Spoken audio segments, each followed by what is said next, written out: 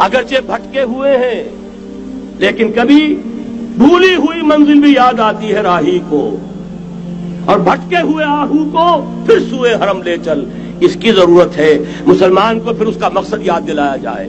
پاکستان اس لیے نہیں بنایا گیا تھا کہ ہمارے ہاں ٹاٹے اور برلے نہیں تھے تو ہمارے پاس اس کے بھی باپ وجود میں آ جائیں، اس لیے تو نہیں بنایا گیا تھا۔ پاکستان اس لیے نہیں بنایا گیا تھا کہ جاگیرداروں کی جاگیرداریاں محفوظ ہو جائیں، پاکستان اس لیے تو نہیں بنایا گیا تھا۔ اور یہ کہ نمازیں اور مسجدیں تعمیر ہو جائیں، مسجدیں تو امریکہ میں تعمیر ہو رہی ہیں عالی شان سے عالی شان، اس لیے پاکستان نہیں بنا تھا۔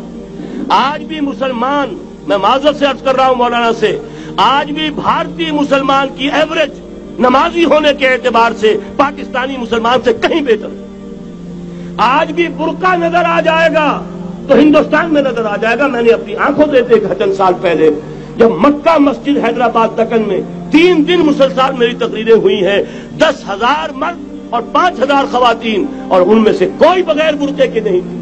ایک سیلاب نظر آ رہا تھا برقعوں کا کہ جب جلسہ ختم ہوا ہے رات کے 12 بجے 3 دن تک متواتر۔ یہاں کہاں نظر آئے گا برقع آپ کو؟ یہاں تو جس کے بعد 2 پیسے ہو گئے اس نے سب سے پہلے برقع اتار کے پھینک دیا۔ معلوم اچھی طرح سمجھ لیجئے یہ چیزیں تو وہاں زیادہ ہیں یہاں کی نسبت۔ اصل ضرورت تھی کہ یہاں اس نظام کو قائم کیا جائے، وہ نظام عدل اجتماعی، وہ جس میں حریت ہو، جس میں عام آدمی بھی خلیفہ وقت کو ٹوک سکے۔ یہ کرتا کیسے بن گیا؟ ایک خاتون بھی کھڑی ہو کر دامن پکڑ لے، عمر تمہیں کیا حق ہے کہ ہمارے مہر کے اوپر پابندی لگا رہے ہو، جبکہ اللہ نے نہیں لگائی۔ اللہ قرآن میں قنطارہ کا لفظ استعمال کر رہا ہے۔ ڈھیروں سونا دے دے کوئی شخص اپنی بیوی کو مہر کے اندر، طلاق دیتے وقت اس میں سے کچھ نہیں لے سکتا۔ آپ کون ہوتے ہیں ہمارے حق کے اوپر پابندی لگانے والے؟ اور عمر نے کہا آج ایک بڑھیا نے وہ اب عمر کو دین سکھایا، آرڈیننس واپس۔ حضرت سعد بن ابی وقاص رضی اللہ تعالی عنہ جو فاتح ایران تھے، وہ گورنر ایسے ہی نہیں بن گئے تھے ریوڑیاں بٹی ہو اور گورنری مل گئی ہو، وہ تو خود فاتح تھے ایران کے، اس لیے گورنر تھے۔ صرف ایک پرچہ پہنچا ہے بارگاہ خلافت میں، حضرت عمر فاروق کے پاس انفارمیشن آئی سعد نے اپنے گھر کے باہر ڈیوڑی بنا لی ہے اور ایک دربان کھڑا کر دیا ہے۔ حضرت بلال کو بھیجا ہے رقعہ دے کر، اور یہ حکم تھا کہ بلال پہلے تو جاتے ہی ڈیوڑی میں آگ لگا دینا، پھر یہ رقعہ دینا میرا۔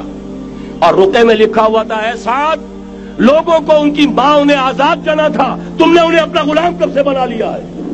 یہ دربان کھڑے کر دیا اپنے آگے۔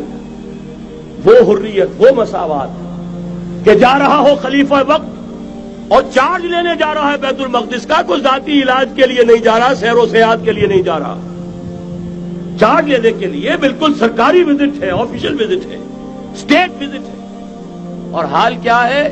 700 میل کا فاصلہ طے کرنا اور ایک اونٹنی، کوئی انٹوریج نہیں، کوئی قدم و حشم نہیں، کوئی جمبو جٹ بھرے ہوئے نہیں، کچھ نہیں، ایک اونٹنی ایک خادم۔ اس ایک اونٹنی پر چونکہ راستے کا راشن بھی ہے لہذا 2 آدمی نہیں بیٹھ سکتے، ایک بیٹھ سکتا ہے۔ ایک منزل خلیفہ وقت بیٹھا ہوا ہے اوپر اور خادم نکیل پکڑ کر چل رہا ہے، اگلی منزل خادم اوپر بیٹھا ہے اور خلیفہ وقت عمر بن الخطاب رضی اللہ تعالی عنہ اور وہ آگے آگے نکیل پکڑ کر چل رہے ہیں۔ یہ نظام چاہیے آج نوع انسانی کو۔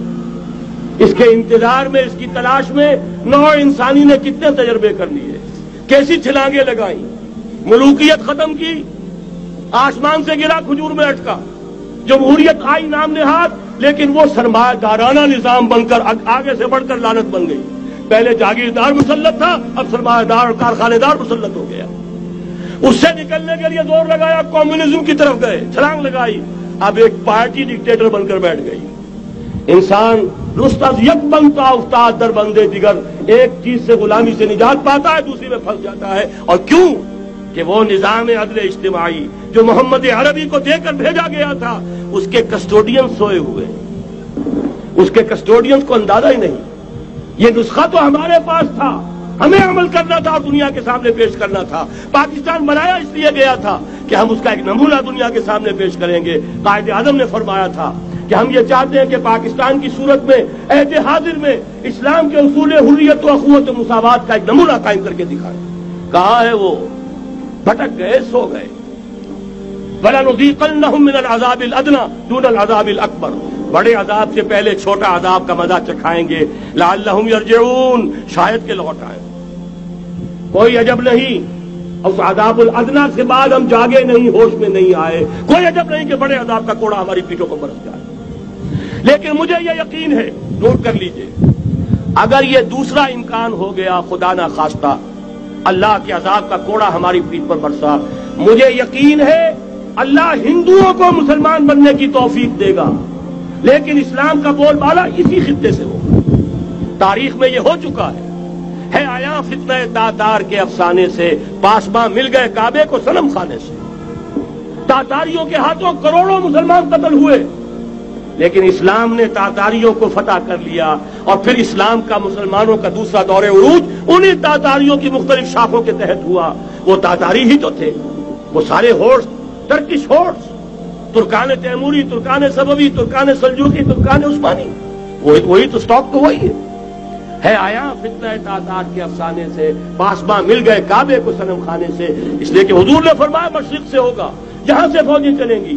تو کوئی عجب نہیں. بہرحال یہ دو امکانات ہیں، لیکن اس کا فیصلہ تیرے ہاتھوں میں ہے، دل یا بدن.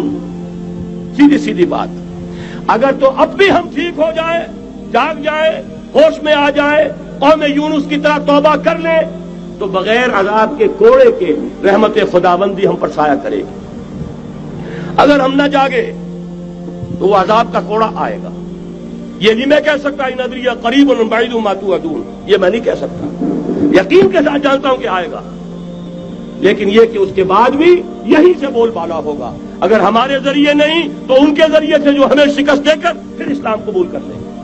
لیکن کیوں نہ پہلے ہی راستے پر چلنے کی کوشش کریں.